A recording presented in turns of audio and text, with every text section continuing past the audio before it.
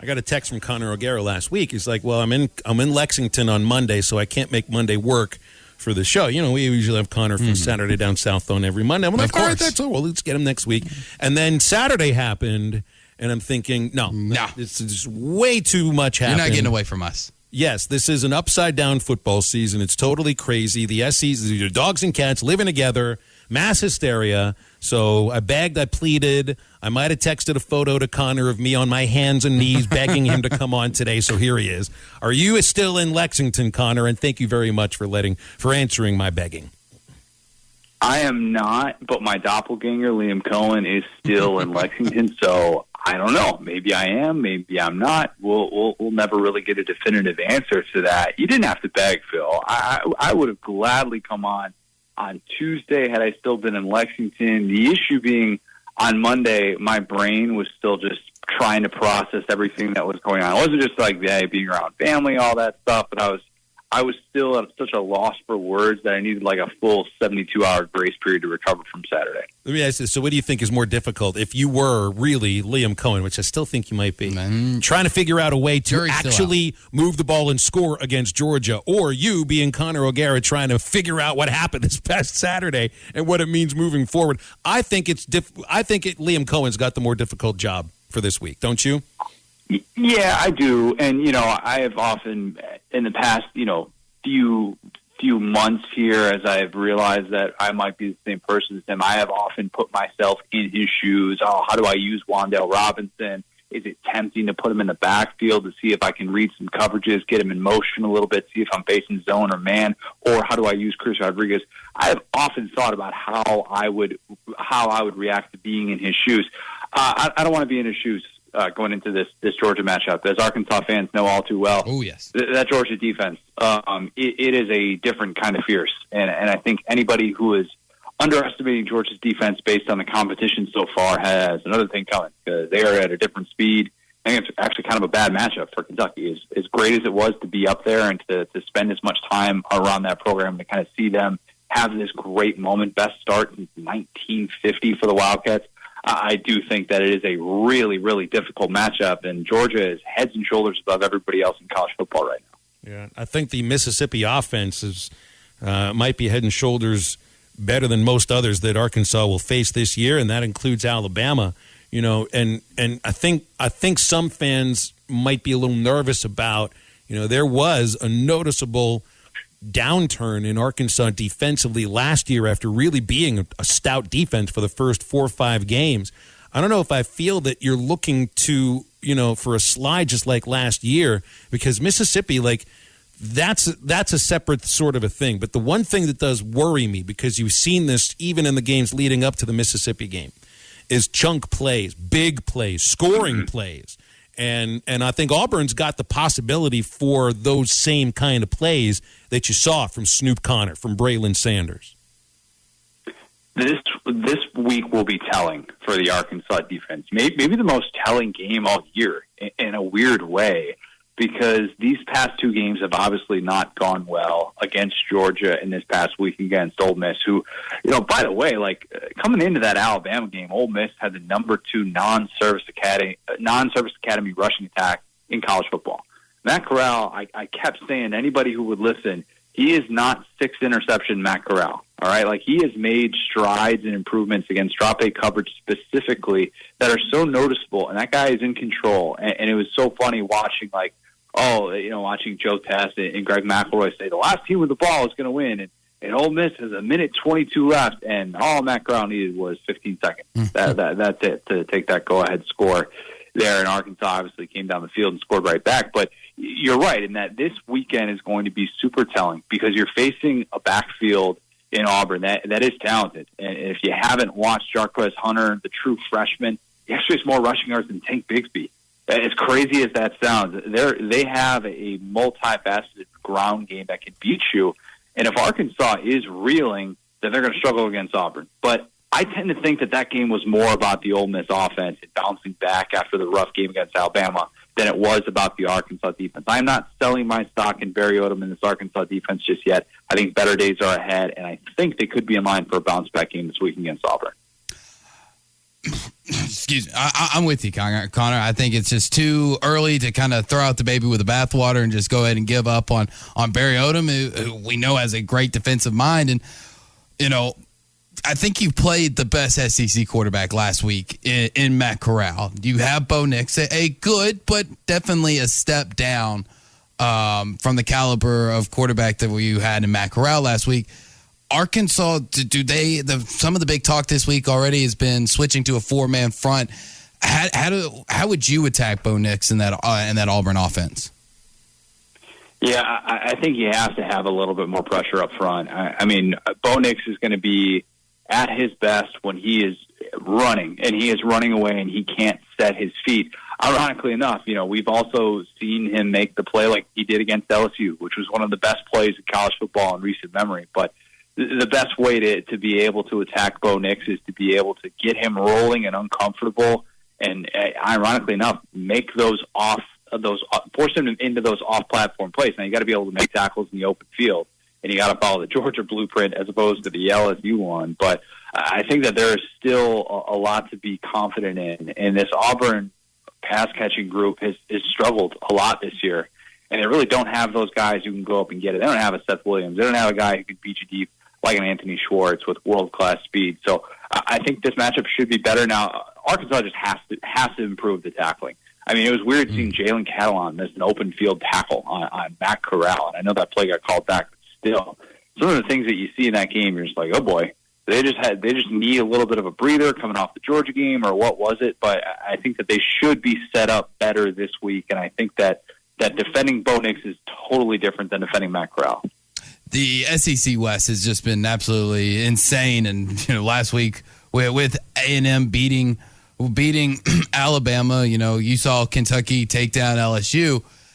I honestly don't think it's crazy to say that LSU will finish the season 0-6, and that includes a loss to Louisiana Monroe. Am I crazy for saying that? No, listen, Louisiana Monroe. Come on. If you're 0-4 up to that point, do you really care? Louisiana Monroe is pretty sorry. Look, I saw that team in the opener against Kentucky. They are not very good. I know Rich Rodriguez is calling plays for them, but that is not a very good football team. I believe they're also working with their backup quarterback right now because Brad Rodriguez, hopefully everything is going well with him. I believe he spent some time in the hospital and is not well. So that okay, that 1-5, 1-5. Let's change it to 1-5 then. Is that better? Okay, good. I'm glad I talked you into Louisiana Monroe not being a juggernaut. Look, that looked like a lost football team. It really did. And I was fully prepared by the time I boarded my flight last night in Lexington at like 9:30. I thought Ed Orgeron was going to be out of a job. And I think it's gotten to that point at LSU. And I think that any team moving forward who shows up ready to go can kind of do what Kentucky did. And that's not to diminish what Kentucky did, because you still have to have that physicality. But, man, Kentucky totally pushed them around. It was terrible seeing Ed Orgeron afterwards say that he's kind of surprised that Kentucky was able to run the ball that well. It's like, dude, they have the leading rusher in the SEC, Chris Rodriguez. What are you talking about? I want to ask you about Alabama. And of course, A&M, too. It's got to be about A&M. And the pass rush finally came back. I don't know who was wearing Zach Calzada's uniform. I think it was Johnny. That was amazing, the performance that he put forth. But it's obvious Alabama's not the same team on the road as they are at home this year. They almost lose to Florida in Gainesville. It's not a great Florida team. You lose to Texas A&M. That's been a team that was struggling for a couple of weeks ahead of that. Is there any way possible, any way that you could see Alabama struggling against Mississippi State in Starkville this weekend? Yes, absolutely. For the point that you just brought up, it's the road game struggles. It is the combination of a couple of things. It is an offensive line that has not been very good, a relatively inexperienced offensive line. I know Evan Neal is tremendous, but still a relatively inexperienced offensive line, combined with the inability to find those chunk play guys. John Mechie is not Jalen Waddle. He's not Devontae Smith. And I know Jameson Williams has played really well to start off this year, but that's still someone who wasn't going to play at Ohio State.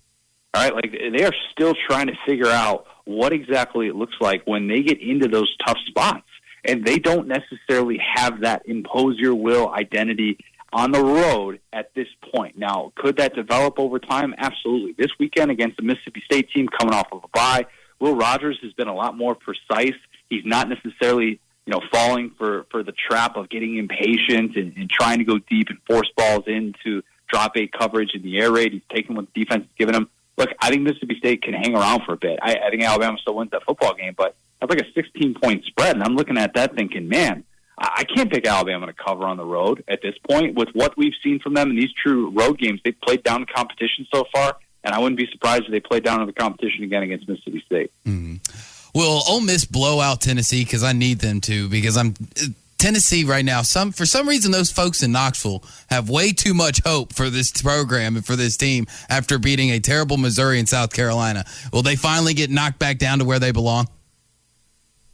Man, I'll tell you what, if you just ended the game in the first quarter, Tennessee might win a national championship. Like the script that we're seeing from Josh Heupel in some of these games, oh my goodness. Like they're coming out like world beaters. Mm-hmm. Now, what happens after that's a little bit different, but I mean, they even did that against Florida as well on the road. I don't think Tennessee wins that game because I am super high on Ole Miss, despite the fact that their defense against Arkansas looked like it reverted to 2020 ways. But I still look at this offensive identity, and it's good with Hendon Hooker. It blows me away that Hendon Hooker was not the starter coming into the season and that Joe Milton got that job. When you see those guys play side by side, you're just wondering what in the world Josh Heupel was seeing besides a 6'5", 250-pound guy with arms that look like a linebacker. But I just don't really get necessarily how Tennessee is able to beat this Ole Miss offense. It's so good. It's so explosive. They can beat you in so many ways. And I think that Lane goes into Knoxville and gets a big-time, I don't think you can call it revenge win, but it's a big-time narrative win to show you, hey, he's figured some things out and he's on the right track as he is, at rising the ranks and now going to be a subject of many, many rumors in the college football world with USC and probably LSU. There's no threat for Georgia right now, is there? Until maybe an SEC championship game against Alabama? I mean, is this weekend against Kentucky even that much of a threat? From what I saw for the game against Arkansas in Athens, nobody's beating Georgia there. I don't see him losing to anybody that's still on their schedule. I mean, this is going to be an undefeated season for Georgia. I mean, I think it's almost a foregone conclusion right now. Is the only threat to Georgia Kirby? Is that it? I mean, possibly. They're doing this with Stetson Bennett. We haven't even seen what this Georgia offense is capable of yet. They're doing it with Ladd McConkey and Brock Bowers, a true freshman tight end, as their go-to targets in the passing game. Haven't even had Darnell Washington get going yet. We haven't even talked about George Pickens because he's been out with a torn ACL. Remember Eric Gilbert? That was supposed to be a thing. Doesn't matter. And Todd Monken deserves so much credit right now, and we talk about the Broyles Award a lot with Arkansas's assistants. Todd Monken needs to be getting some love for the Broyles Award because you look at some of the concepts they're drawing up and some of the play action stuff that they're doing with Stetson Bennett. Stetson Bennett's a better quarterback than what he was last year. I'm not going to go all Greg McElroy and say that he needs to start over JT Daniels, but I'm tipping my cap to Todd Monken right now because they're scheming guys open. Their ground attack is still really, really good. And, oh, by the way, if you score a touchdown against that first-team Georgia defense, celebrate like nobody's watching because, man, that is no small feat. And if you score 2 touchdowns against the Georgia defense, which I don't think Kentucky's going to be able to do, that is like, hey, we need to be like low-key really impressed with our team. I don't really say that jokingly. Like I'm being serious when I say that you should feel awfully good about your offense if you can hit 14 points against Georgia. That's how good and how dominant they are. I agree. I think they run the table to the SEC championship, and it's just a matter of what they're going to look like when they get to the playoff. Well, maybe ESPN Game Day will just set up shop for the rest of the season. Might as well. Athens. Might as well. Connor, appreciate you, man. Thanks for coming on a day after than usual, and enjoy the football this weekend. Absolutely. Appreciate it, guys. Appreciate it, Connor. Connor O'Gara, Saturday Down South. CJ O'Gara is the Twitter handle. You want to give it a follow. We're back and better than ever. All eyes are on the gridiron as teams are back for another football season. As always, BetOnline is your number one spot for all the pro and college football action this season. With the new updated site and interface, even more odds, props, and contests, BetOnline continues to be the number one source for everything football. Head to your website or use your mobile device to sign up today and receive your 50% welcome bonus on your first deposit. Don't forget to use our promo code BELIEVE to receive your bonus. That's BLEAV. From football, basketball, boxing, right to your favorite Vegas casino games. Don't wait to take advantage of these amazing offers for the 2021 season. BetOnline is the fastest and easiest way to bet on all your favorite sports. BetOnline, where the game starts.